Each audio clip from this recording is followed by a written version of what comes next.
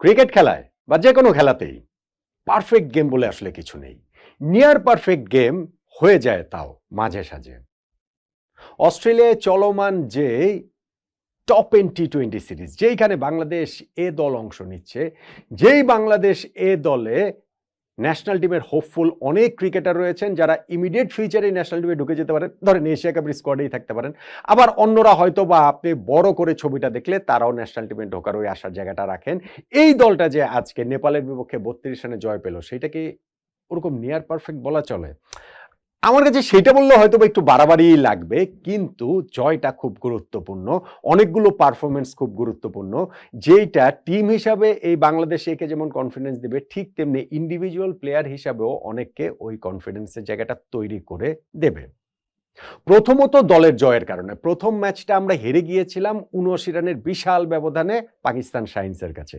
এই ম্যাচটা আমরা জিতলাম ৩২ রানের ব্যবধানে নেপালের বিপক্ষে। ফলে টিম হিসাবেই কিন্তু এইটা আমাদের জন্য টুর্নামেন্টেরও যদি হিসাব করি এক ধরনের একটা কামব্যাক, এবং এখানটাতে অনেকগুলো পারফরম্যান্স রয়েছে যেটা নোটিস করার মতো। যেমন ধরেন আগের ম্যাচটাতে কি হয়েছিল, আমরা পাকিস্তান শাহিনস যখন বাংলাদেশের বিপক্ষে আগে ব্যাটিং করতে নেমে ২০ ওভারে ২২৭ রানের একটি স্কোর গড়ে তুলেছিল, এবং সেই স্কোরটাও ইনফ্যাক্ট আরো বেশি হতে পারত, আমাদের এত এলোমেলো বোলিং হয়েছে। ওই ২২৭ রান যে হয়েছে না, উইকেট যতই ভালো থাকুক না কেন, আমাদের পক্ষে ওই রান তাড়া করে জেতাটা আসলে টাফ। উইকেট খুব ভালো ছিল, আমাদের ব্যাটসম্যানদের সেই পোটেনশিয়ালের জায়গাটাও ছিল। আমরা একটি স্টার্টও পেয়ে গেছিলাম, প্রথম ৭ ওভারে ১ উইকেটে ৯২ রান করে ফেলেছিলাম, কিন্তু এই রান তাড়া করে তো আমরা জিতি না। এত রান তো আমাদের ক্রিকেটাররা করতে অভ্যস্ত না। ফলে ওই সংকটের জায়গাটা আছে, এবং আমরা ঠিকই ১৪৮ রানে অল আউট হয়ে গিয়ে ৭৯ রানের বিশাল ব্যবধানে হেরে গেছিলাম, অত ভালো একটা স্টার্ট ব্যাটিংয়ে পাওয়া সত্ত্বেও। ফলে এই ম্যাচটাতে নেপালের বিপক্ষে আমাদের ভালো স্টার্ট পাওয়ার পরও একটা আশঙ্কার জায়গাটা কিন্তু ছিল। সেই আশঙ্কার জায়গাটা শেষ পর্যন্ত বাস্তবায়িত হয়নি লাকিলি। এবং আমি বলছিলাম যে ওই যে পারফেক্ট নিয়ার পারফেক্ট গেম, আপনি যদি বাংলাদেশের এই ব্যাটিং ইনিংসটাও দেখেন, টপ 3 মধ্যে একজনের বিগ স্কোর পাওয়া দরকার, সেইটার বক্সটা আমরা টিক করেছি। পার্টনারশিপ দরকার, প্রথম 2টা পার্টনারশিপে আমরা সেটা টিক করেছি, এবং লাস্টে একটা খুব ভালো ফিনিশিং দরকার, সেই জায়গাটা তো আফিফ হোসেন ধ্রুবর ইনিংসটাতে আমরা আসলে ঠিক করেছে, এবং যেই কারণে বাংলাদেশের স্কোরটা ১৮৬ পর্যন্ত চলে যেতে পারে। আমাদের এইখানটাতে ওপেনিং পেয়ার এই শুরুতেই যখন ওই পাওয়ার প্লেতে আমরা বিনা উইকেটে ৫৩ রান তুলে ফেলেছিলাম জিসান আলম ও নাইম শেখের পার্টনারশিপে, 7th ওভারে গিয়ে নাইম শেখ তিনি আউট হলেন বটে 18 বলে 25 রানে একটা ইনিংস খেলে, কিন্তু জিসান আলম একটা ফ্যান্টাস্টিক নক খেলেছেন। জিসান অনেকদিন ধরেই বাংলাদেশ ক্রিকেটে, অনেকদিন মানে কি আমি লাস্ট সিজন থেকে অন্তত পক্ষে বলবো, আমাদের ডোমেস্টিক সিজনে আমরা যেহেতু যে ন্যাশনাল টি-20 খেলেছি, বিপিএলে খুব ভালো এক্সপেকটেশন নিয়ে গিয়েছিলেন, যদিও অতটা ভালো করতে পারেননি। ফলে আমাদের ক্রিকেটে এইরকম একটা মারকুটে ব্যাটসম্যানের প্রয়োজনীয়তা রয়েছে, টি-20 ফরম্যাটে সবসময় প্রয়োজনীয়তা রয়েছে। সো তার কাছ থেকে ওরকম বড় কিছু প্রত্যাশা করা হচ্ছিল, এবং সেইটা ধরেন খুব রেগুলার তিনি পারফর্ম করতে পারছেন না, এবং উইচ ইজ কোয়াইট লজিক্যাল যে এই বয়সে এসে সেটা অত ধারাবাহিক তিনি হবেন কিভাবে? আমাদের ন্যাশনাল টিমের প্লেয়াররাই বা এরকম ধারাবাহিক না, আর এই বয়সে এসে কেন ধারাবাহিক হবেন? প্রথম ম্যাচটাতেও কিন্তু তার ব্যাটিং ওই গ্লিমসটা দেখা গিয়েছিল, ১৭ বলে ৩৩ রানের একটা ইনিংস খেলেছিলেন, এবং আজকে তিনি একটা ফ্যান্টাস্টিক নক খেলেন এই নেপালের বিপক্ষে।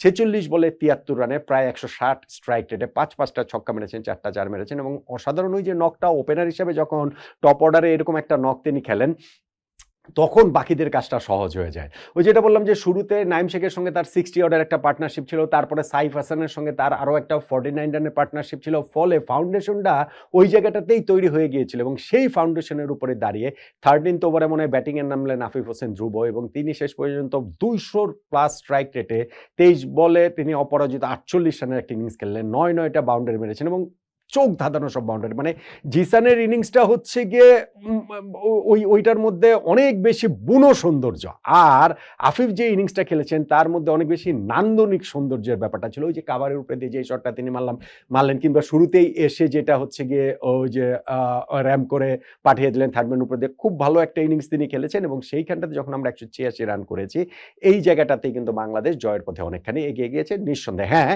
পারফেক্ট তো আর হবে না, যেটা বলছিলাম আমাদের এই ব্যাটিং ইনিংসেও ধরেন নুরুল হাসান সোহান তিনি কত 4 না 5 করে আউট হয়েছেন, মাহিদুল অঙ্কন 7 করে আউট হয়েছেন। এই দুজনই আমরা বলতে পারি যে এশিয়া কাপের যে বাংলাদেশের জাতীয় দল সেইখানটাতে বড় হোপফুল, কিন্তু তারা এই জায়গাটাতে সুযোগ কাজে লাগাতে পারেন। দেন এগেইন প্রতিটা ম্যাচে মানে একটা ম্যাচে সবাই কিন্তু আসলে পারফর্ম করবে না দল হিসাবে। সো এইটাও আমাদের মাথায় রাখতে হবে। 186 রান আমরা যখন করেছি, বাকি কাজগুলো ছিল বোলারদের। বোলারও তাদের কাজটা ফ্যান্টাস্টিকলি করেছেন। পাওয়ার প্লে ৬ ওভারে ২ টা উইকেট আমরা তুলে নিতে পেরেছি। ৪৯ রান নেপাল তুলেছে। 10th ওভার যেতে, যেতে আরো ২ টা উইকেট আমরা তুলে নিয়েছি। ৭৫ রান নেপাল তুলেছে। হ্যাঁ, তারপরেও আরো ১১২ রান লাগতো পরের ১০ ওভারে। সম্ভব যে না, তা তো আর নয়। ওইটা সম্ভব ছিল। কিন্তু ওই যে রাকিবুল বাঁহাতি স্পিনার আমাদের, তিনি যখন 13th ওভারে পরপর ২ বলে ২ টা এলবিডব্লিউ করে দিলেন, আউট করে দিলেন। ওই ১৩ ওভার শেষে তারা যখন ৬ উইকেটে ৮৬ রানে পরিণত হলো, ওইখান থেকে আসলে তাদের আর কামব্যাক করার কোনো উপায় ছিল না এবং সেইখান থেকে আসলেই তারা আর পায়নি। শেষ পর্যন্ত গিয়ে তারপরেও ওইখানে রাকিবুল ফ্যান্টাস্টিক বোলিং করেছেন। তিনি ৪ ওভার বোলিং করে ৩ উইকেট পেয়েছেন, মাত্র ১৮ রান দিয়েছেন। অন্যান্যরাও তাকে এবল সাপোর্ট দিয়েছেন। মৃত্যুঞ্জয়ের শুধু একটা অফ ডে গিয়েছে। বা আপনি ওইখানটাতে ১৩ ওভারে যখন ওই অবস্থাটা বললেন, সেখান থেকে শেষ যে আরো ৭ ওভারে তারা ৬৮ রান তুলে ফেলেছে এই নেপাল। ওইটা আমাদের জন্য একটা ওই যে নিয়ার মানে পারফেক্ট যে হলো না, সেটার একটা আক্ষেপ আকারের জায়গা থাকতে পারে। কিন্তু তারপরেও শেষ পর্যন্ত গিয়ে তারা ১৫৪ বেশি করতে পারেনি ৭ উইকেটে। বাংলাদেশ টিম তারা ৩২ রানে ম্যাচটা জিতে গিয়েছে এবং এই টপ এন্ড টি-20 সিরিজে আমরা সেকেন্ড ম্যাচে এসে প্রথম জয়টা পেলাম। সো আমাদের এই ম্যাচগুলো থেকে যে ধরেন এই টুর্নামেন্টে বাংলাদেশের চ্যাম্পিয়ন হলে তো আর সেটা তো আর খারাপ না, মানে চ্যাম্পিয়ন হলে খারাপ হবে কিসের জন্য। কিন্তু ওই মূলত আমাদের এই টিমের ক্রিকেটারদের এক্সপোজার দেওয়ার যে জায়গাটা রয়েছে, সেইখানটা থেকে ওই যে প্রথম ম্যাচে আমরা হেরেছি, সেকেন্ড ম্যাচটা আমরা এইভাবে জিতলাম, সেগুলো ওই এক্সপোজারের জায়গাটা খুব ভালো হচ্ছে এবং ওই আমাদের এই ম্যাচে যেমন জিসান খুব ভালো পারফর্ম করেছেন, আফিফ খুব ভালো পারফর্ম করেছেন, বা বোলিংয়ে রাকিবুল খুব ভালো পারফর্ম করেছেন।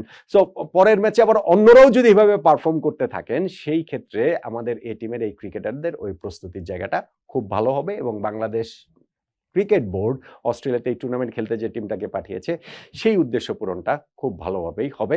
বাংলাদেশ ন্যাশনাল টিমের এই মুহূর্তে খেলা নেই, কিন্তু এই যে ধরেন এই টিমেও ওইখানটাতেও আমাদের ন্যাশনাল টিমে খেলা, ন্যাশনাল হোপফুলস এরকম যে যারা রয়েছেন, তাদের এরকম পারফরমেন্স দেখতেও আমাদের আসলে ভালোই লাগে এবং আমাদের ওই প্রত্যাশাটা আরো বাড়িয়ে দেয় যে সামনের ম্যাচগুলোতেও এই পারফরমেন্সের ধারাবাহিকতাটা তারা ধরে রাখতে পারবেন। নিশ্চয়ই পারবেন।